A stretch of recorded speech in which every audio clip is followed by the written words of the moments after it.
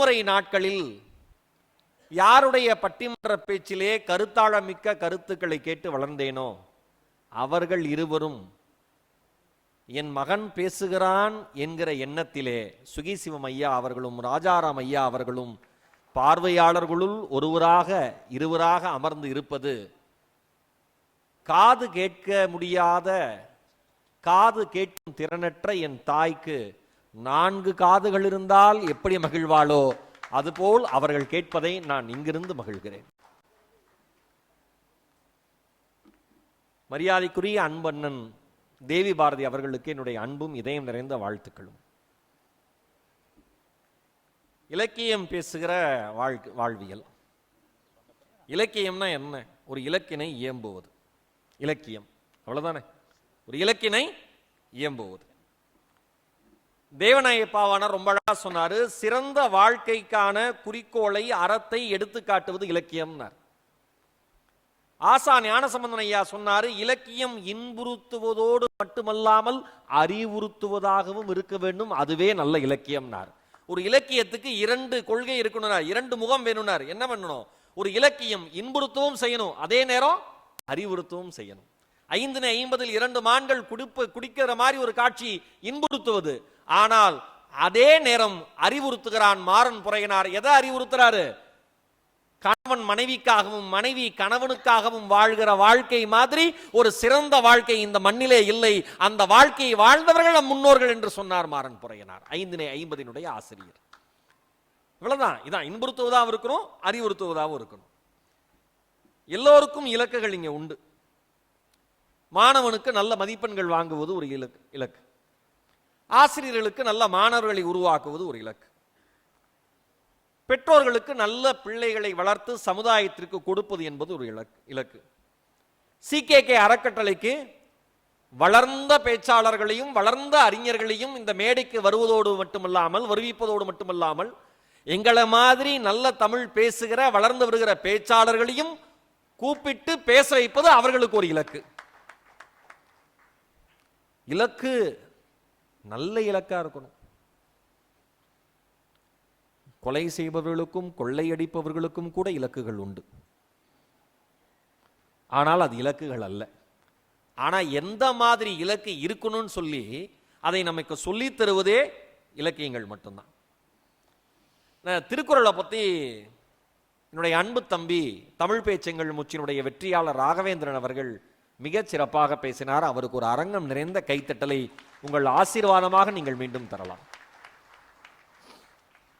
அப்துல் கலாம் ஐயா சொன்னாரு, இலக்கியங்களிலேயே எனக்கு மிகவும் பிடித்த இலக்கியம் திருக்குறள்.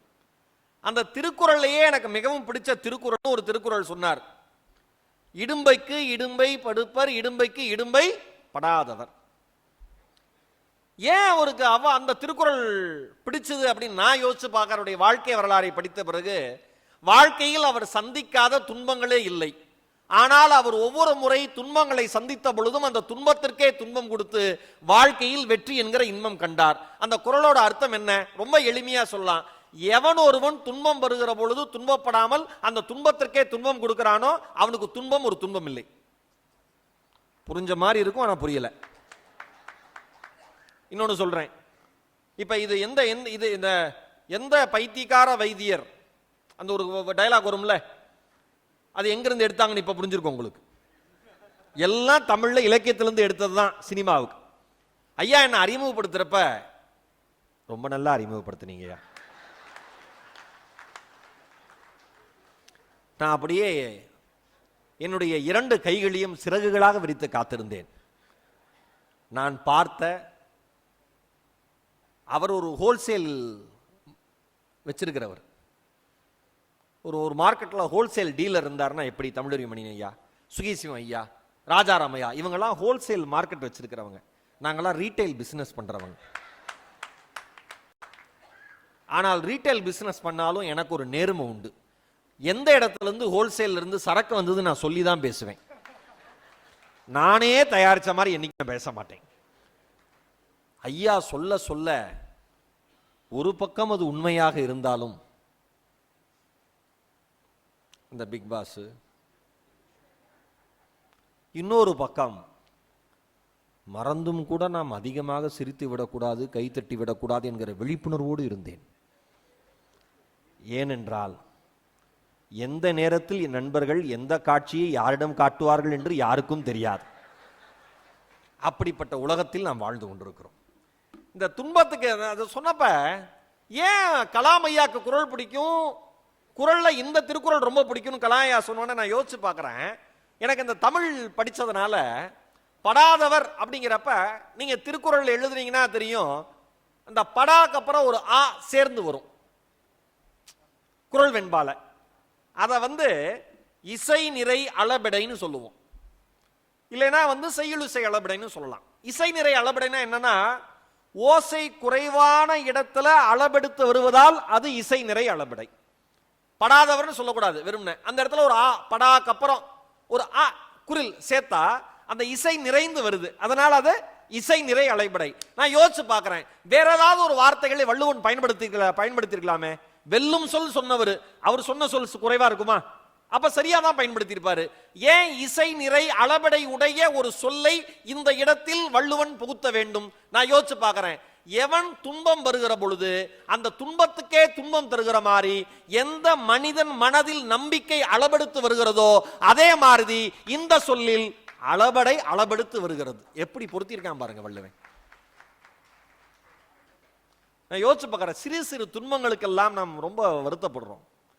இன்னைக்கு நம்ம வாழ்ற வாழ்க்கையை யோசிச்சு பாருங்க. நீங்க நம்ம வாழ்ற வாழ்க்கையை யோசிச்சு பாருங்க. சிறு வயதில் ஒரு சிறு ஊசிக்கு பயந்து மருத்துவமனை முழுக்க ஓடிய நாம் தான்.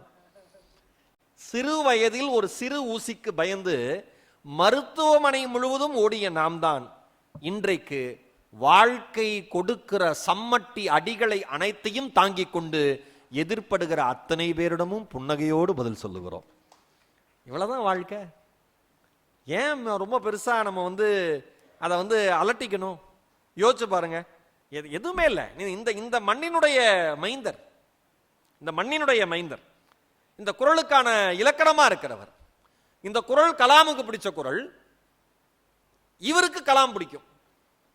ஈரோடு நம்ம பவானி பக்கத்தில் மயிலம்பாடி கிராமம். சரவணன் ஒரு பையன், அம்மா அப்பா கூலி தொழிலாளி.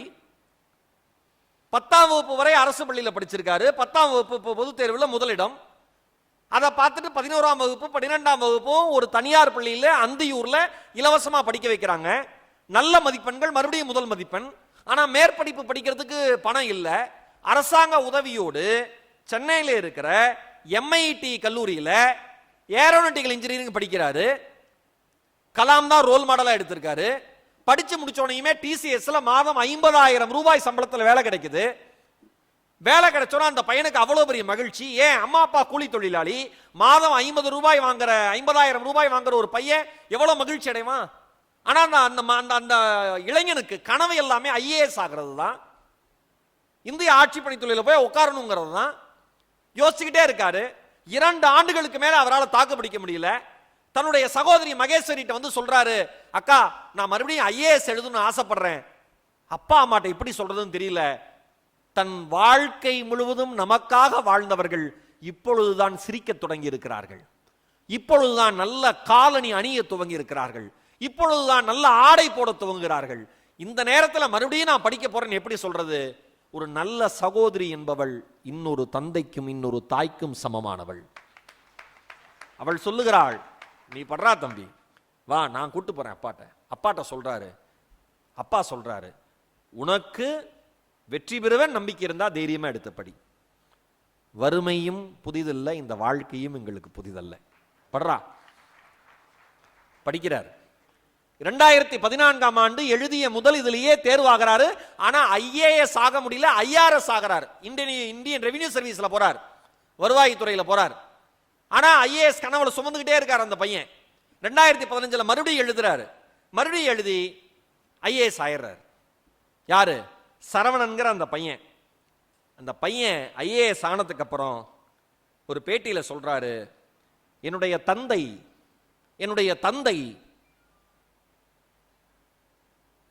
ஒரு அடிமை தொழிலாளியாக விற்கப்பட்டவர். என்னுடைய தந்தை அப்பா செல்வன் கொத்தடிமையாக ஒருவருக்கு விற்கப்பட்டவர். ஒருவேளை மட்டும் உணவுண்டு எங்களை வளர்த்தவர். நான் படிக்கிற பொழுதெல்லாம் நினைத்துக் கொள்வேன், என் தந்தை எவ்வளவு சிரமப்பட்டார், என் தாய் எவ்வளவு சிரமப்பட்டார் என்று. கஷ்டமாக தான் இருக்கும், துன்பமாக தான் இருக்கும், சலிப்பாக தான் இருக்கும் வாழ்க்கை மேலே. ஆனால் அந்த சலிப்பு ஏற்படுகிற பொழுது, அந்த துன்பம் என்னை நெருங்குகிற பொழுது, என் தந்தை பட்ட சிரமங்களையும் இந்தியாவின் ஒளிவிளக்காக வாழ்ந்த கலாம் அவர்களையும் நினைத்துக் கொள்வேன். மறுபடியும் தெம்போடு படிக்க ஆரம்பிப்பேன். அதனால் இந்த இடத்தை அடைந்தேன்னு சொல்லிட்டு, இதில் முக்கியமான விஷயம் என்ன அப்படின்னா, செய்தி என்னன்னா, சரவணன் IAS அவர்கள் நம் மாவட்டத்தை சார்ந்தவர் என்பது மட்டும் பெருமை அல்ல. அந்த முதல் கட்ட தேர்வு பிரிலிம்ஸை மட்டும் ஆங்கிலம் தான் எழுதணும், ஆங்கிலத்தில் எழுதிட்டு அதன் பிறகு வந்த அத்தேர்வுகளையும் நேர்காணலையும் தமிழ் வழி மூலமாக எதிர்கொண்டு IAS ஆனவர் என்பது சிறப்பு. அவர் சொன்னாரு, சரவணன் அவர்கள் சொல்றாரு, நாம் எந்த வழியில் கற்கிறோம் என்பது முக்கியமல்ல, நாம் எந்த வழியில் கற்கிறோம் என்பது முக்கியமல்ல, பாடத்தை எப்படி புரிந்து கொள்கிறோம் என்பது மட்டும்தான் முக்கியம். நம் தாய்மொழி தராத தைரியத்தை உலகத்தில் வேறு எந்த மொழியும் தராது என்று சொன்னார். நான் இடும்பைக்கு இடுமை படுப்பறப்ப கலாம் அவர்கள் சொன்ன எனக்கு சரவணன் IAS அவர்கள் இயல்பா ஞாபகத்துக்கு வருது. நீங்க எதை பார்த்து நீங்க உங்க மேல நம்பிக்கை இருந்தா போதுமே, வாழ்க்கையில எதை வேண்டுமானாலும் சாதிக்கலாமே. ஓஷோவினுடைய ஞான கதைகளிலே எனக்கு மிகவும் பிடித்த ஒரு கதை, ஒரு இளைஞன் கிளம்புகிறான். ஊர் மக்கள் சொல்லுகிறார்கள், பாலைவனத்திலே காலை பொழுதிலே ஒரு இடத்தில் போய் நின்று கொண்டு தூரத்தில் தெரிகிற மலையை உற்றுப்பார், தூரத்தில் தெரிகிற மலையை உற்றுப்பார். மெல்ல மெல்ல சூரிய வெளிச்சம் மேலே வந்தவுடன் உன் மீது சூரிய வெளிச்சம் விழுந்து நிழல் நீண்டு விழும். நீண்டு விழுகிற நிழலின் கீழே நின்று கொண்டு, தள்ளி நின்று கொண்டு மண்ணை தோண்ட ஆரம்பி. அங்கே புதையல் இருக்கிறது என்று ஒரு கருத்து இருக்கிறது. செல் என்று ஊர் மக்கள் சொல்லுகிறார்கள். அந்த இளைஞன் செல்லுகிறான், நிற்கிறான், மலையை பார்க்கிறான். வெயில் மேலே வருகிறது, சூரியன் மேலே வருகிறது, வெயில் அவன் மேலே விழுகிறது, அவனுடைய நிழல் நீண்டு விழுகிறது. அவன் மண்ணை தோண்ட ஆரம்பிக்கிறான்.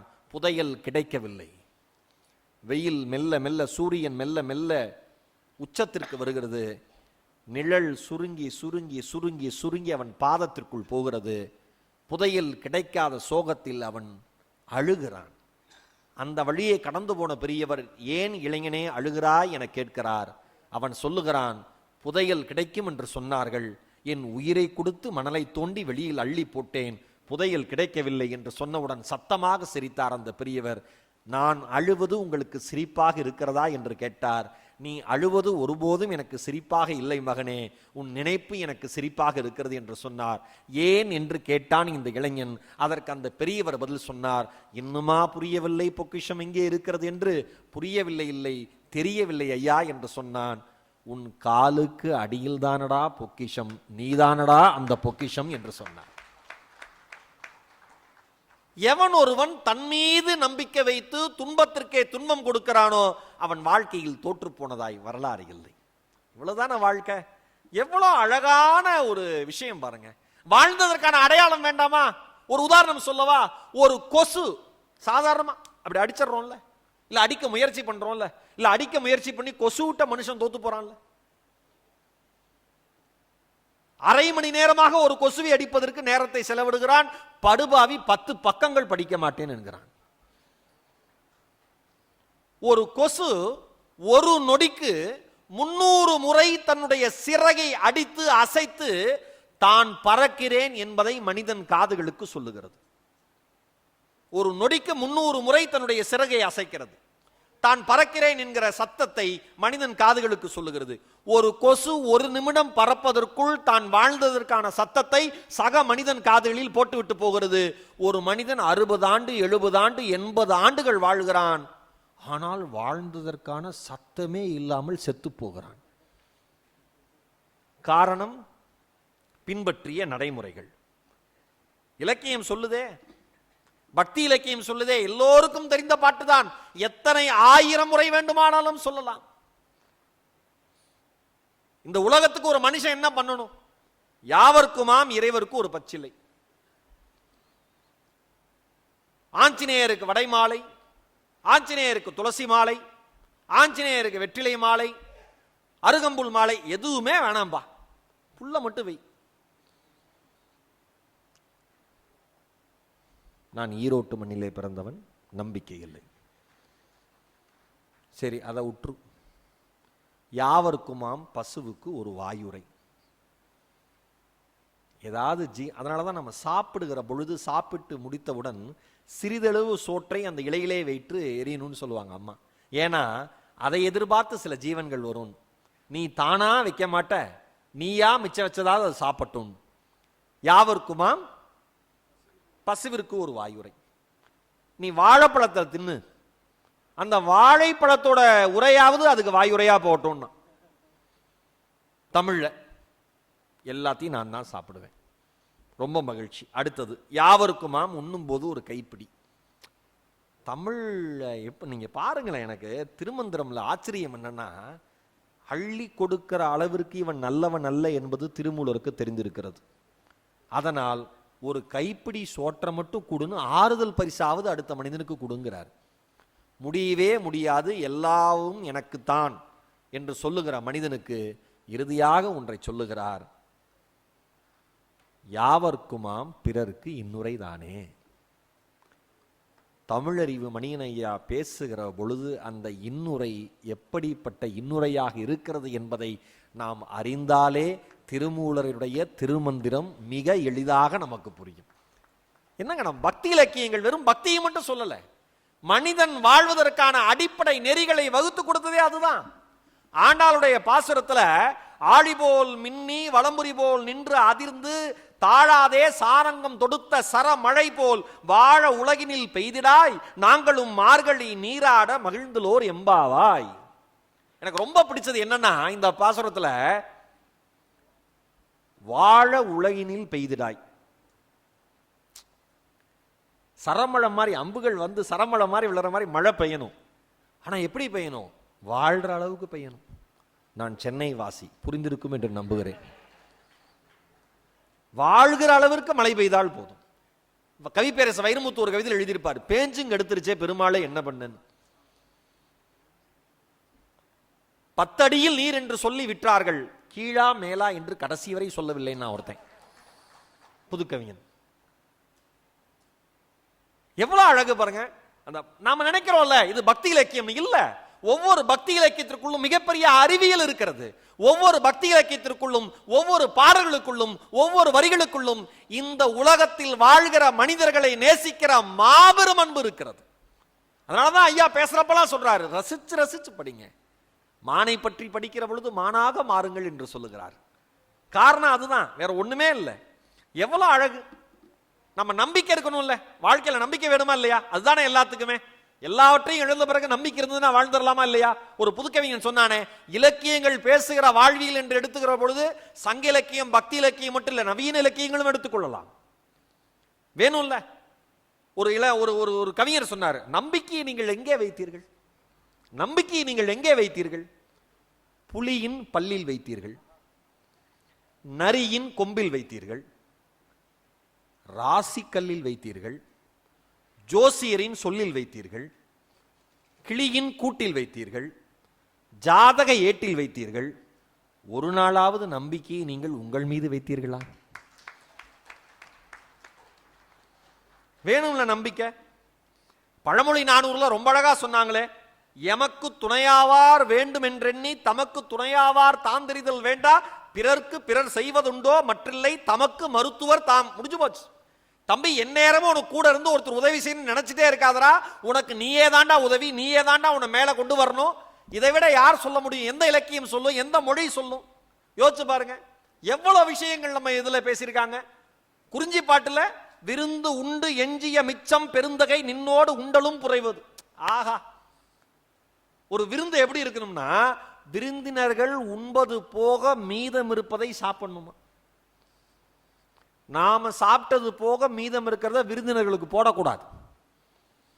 அது விருந்து அல்ல. செல் விருந்தோம்பி வருவிருந்து பார்த்திருப்பான் வள்ளுவர் சொன்னார்ல, அது விருந்து. என்ன, எதை பத்தி நம்ம இலக்கியத்தில் பேசல, எதை பத்தி இல்ல. எது எது வலிமையானது? நம்பிக்கை இருக்கு, விருந்தோம்பல் இருக்கு. வலிமையானது எது? எனக்கு மிகவும் பிடித்த, நான் பல மேடைகளில் குறிப்பிட்டு சொல்லிய ஒரு மேற்கோளை காட்ட விரும்புகிறேன். தேவர்களுக்கெல்லாம் ஒரு சந்தேகமா, இறைவன்கிட்ட போய் கேட்டாங்களாம், இந்த உலகத்திலேயே வலிமையானது எது? மலைதானா? விண்ணை முட்டுகிற அளவிற்கு இருக்கிறதே அந்த மலைதானா? இறைவன் சொன்னாராம், மலை அல்ல, அந்த மலையை தகர்க்கிற இரும்பால் செய்யப்பட்ட உளி இருக்கிறதே அதுதான். ஓ, அப்ப இரும்பு தான் உலகத்திலே வலிமையானதா? இல்லை, அந்த இரும்பை உருக்குகிற தீயை படைத்திருக்கிறேன். அப்ப தீ தான் வலிமையானதா? இல்ல, அந்த தீயை அணைக்கிற நீரை படைத்திருக்கிறேன். ஓ, அந்த நீர் தான் வலிமையானதா? இல்ல, அந்த நீரை கிளர்ந்தெழச் செய்கிற காற்றை படைத்திருக்கிறேன். ஓ, அந்த காற்று தான் வலிமையானதான இறைவன் சிரித்தாராம். உங்களுக்கு எது வலிமையானது என்று தெரிய வேண்டும் என் படைப்பிலே, அதுதானே. ஆமாண்டவா, எது தெரியுமா என் படைப்பிலே வலிமையானது? எந்த மனிதன் துயருற்று கண்ணீர் சிந்துகிற பொழுதெல்லாம் சக மனிதன் அவனுடைய இடதுகைக்கு தெரியாமல் ஓடி சென்று வலதுகையால் சக மனிதனுடைய கண்ணீர் துளிகளை துடைக்கிறானோ, அந்த ஈர மனமுள்ள மனிதனே என்னுடைய படைப்பிலே வலிமையானவன் என்று சொன்னார். சொன்னவர் என்னுடைய அன்பு பேராசிரியர் தமிழறிவு மணியன் ஐயா. ஒரு மனிதர் எழுதுகிற புத்தகத்தினுடைய தலைப்பே ஆச்சரியமாக இருக்கும். ஊருக்கு நல்லது சொல்வேன். பேசுகிறபடி வாழ்வதும் வாழ்கிறபடி பேசுவதும் பேச்சாளர்களுக்கு இருக்கிற மாபெரும் சிரமம். அதை நிகழ்த்தி காட்டி கொண்டிருக்கிற வாழும் உத்தமர் எங்கள் ஐயா தமிழறிவு மணியன் ஐயா.